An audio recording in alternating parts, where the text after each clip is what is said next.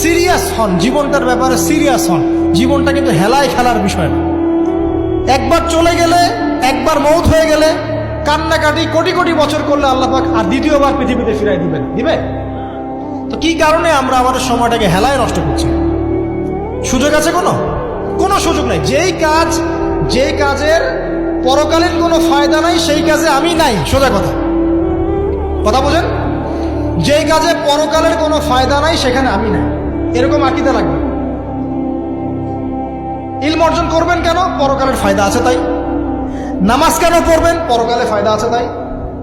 প্রেমের সম্পর্ক করবো না কেন? পরকালে ফায়দা নাই তাই। এই গান এই মিউজিক শুনবো না কেন? আমি পরকালে কোনো ফায়দা নাই তাই। আমি অহেতুক এসব টিকটকের পিছনে ঘুরবো না কেন? পরকালে কোনো ফায়দা নাই তাই। যে কাজ পরকালে ফায়দা দিবে আমি সেই কাজে আছি। পারা যাবে ইনশাল্লাহ? আল্লাহ তৌফিক দান করুন। যুবক ভাইদেরকে আমি অনুরোধ করবো যে আপনাদের যৌবনটা আগামী মুসলিম উম্মার ভবিষ্যৎ। এই যে বলে না যে জাতির কাণ্ডারি হবে অমুক তমুক, কেউ জাতির কাণ্ডারি হতে পারবে না। জাতির কাণ্ডারি যদি হতে চায় তাহলে মুসলিম যুবকরাই হতে পারবে। যারা সারাদিন মাদকদ্রব্য সেবন করে এরা জাতিকে কিচ্ছু দিতে পারবে না। যারা সারাদিন হকি স্টিক নিয়ে ঘুরছে আর নির্মমভাবে মানুষকে মারছে এরা জীবনেও জাতিকে কিচ্ছু দিতে পারবে না। ফাসাদ সৃষ্টি করা ছাড়া কিচ্ছু করতে পারবে না। দেশকে, জাতিকে এবং উম্মাকে যদি এগিয়ে নিতে হয় শুধু মুসলিম যুবকরাই পারবে ইনশাআল্লাহ। এবং কারা পারবে? যারা অন্য ধর্মের মানুষ কিন্তু মনটা স্বচ্ছ সৎ, তারাও পারবে। যাদের মনে সততা আছে অন্য ধর্মের হলেও তারা পারবে ইনশাআল্লাহ। যার মনে সততা নাই সে পারবে না। কখনো করাপ্টেড দুর্নীতিপূর্ণ মন নিয়ে কখনো দেশের খেদমত, জাতির খেদমত করা যায়। বাংলাদেশের সবচেয়ে বড় সমস্যা দুর্নীতি। বাংলাদেশের 1 নম্বর সমস্যা দুর্নীতি। দুর্নীতি যদি না থাকতো আর সমস্ত কালো টাকা যদি সাদা করা যেত বাংলাদেশের মানুষকে আজকে না খেয়ে মরতে হতো না। 65% মানুষকে আজকে এই খাবারের সংকটে ভুগতে হতো না।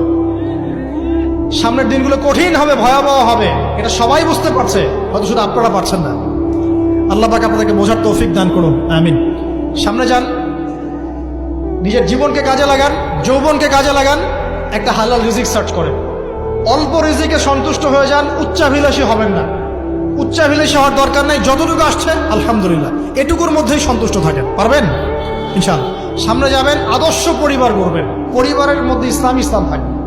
পরিবারের পিতা হবে ইব্রাহিম, পরিবার সন্তান হবে ইসমাইল, পরিবারের স্ত্রী হবে হাজরা অথবা সারা আলাইহিস সালাম। দিনদার ছেলে নাই, বিয়ে নাই। দিনদার মেয়ে নাই, বিয়ে নাই। ওই যেটা আপনি মনে করছেন রূপ সৌন্দর্য হাবিজাবি কিচ্ছু থাকবে না ভাই, কিচ্ছু থাকবে না। 1 বছর 2 বছর পরে সব শেষ। দিনদার স্ত্রী পাবেন, চোখ বন্ধ করে বিয়ে করে ফেলবেন। আর দিনদার স্বামী পাবেন, বিয়ে করে ফেলবেন।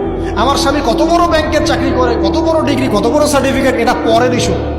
আগের ইস্যু হচ্ছে আমার স্বামী নামাজ পড়ে কিনা, এই লোক আমার স্বামী হতে যাচ্ছে, এর দাঁড়িয়ে আছে কিনা, ইসলাম পালন করে কিনা, ইসলামের প্রতি ভালো ধারণা আছে কিনা, সে আমাকে পর্দায় রাখবে কিনা, এগুলো বড় জিনিস। পরিবার গড়বো ইসলামিক ভিত্তিতে। ইসলাম নাই, পরিবার নাই। এমনকি পরিবার গড়ার পরেও যদি দেখেন যে পরিবারের সদস্যদেরকে বোঝাতে বোঝাতে আপনি ক্লান্ত হয়ে যাচ্ছেন, পরিবারের সদস্যদেরকে দিন বোঝাতে আপনি ক্লান্ত, কিছুতেই দিন বুঝতে চায় না, আপনি আসহাবুল কাহাফ হয়ে যান, তাও ভালো। বুঝেন নাই? আপনি নিজের চটকা তেল দেন, ওটা বাদ দেন, ওর কবরের হিসাব ওর ছেড়ে দেন, আপনি ইব্রাহিম হয়ে যান, আপনি আসহাবুল কাহাফ হয়ে যান, তাও ভালো।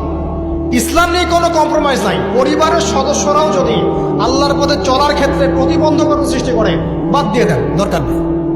আল্লাহর জমিন প্রশস্ত, আল্লাহর জমিন প্রশস্ত, আল্লাহর রিজিক প্রশস্ত। ইনশাআল্লাহ আল্লাহ পাক উত্তম আরো কিছু দিবেন আপনাকে ইনশাআল্লাহ। খেয়াল রাখবেন, পরিবারের মধ্যে ইসলাম থাকতে হবে। এখানে কিন্তু আপনাকে কেউ বাধা দিবে না, এর কর্তা আপনি নিজেই। আল্লাহ পাক তৌফিক এনায়েত করুন, আমিন। পাশাপাশি সৎ কাজের আদেশ করেন, অসৎ কাজে নিষেধ করেন। মুসলিম উম্মার মধ্যে ঐক্যের চেষ্টা করেন, বিভক্তি সৃষ্টি করবেন। সবার মধ্যে ভালো জিনিস আছে, নিয়ে নেন, খারাপগুলো ছেড়ে দেন। এমন কোন সংগঠন বা দল বা জামা নাই যার 100%ই পরিশুদ্ধ, এমন কোনো নেই, কোথাও নেই। সবার মধ্যেই কিছু না কিছু ভুল থাকবেই, কিছু না কিছু ফল্ট থাকবেই। ওই ফল্টগুলোকে নিয়ে যদি আপনি পড়ে থাকেন আর কাদা ছড়াছড়ি করতে থাকেন, কাজ হবে না। এখন এই যুগটা সেই যুগ না।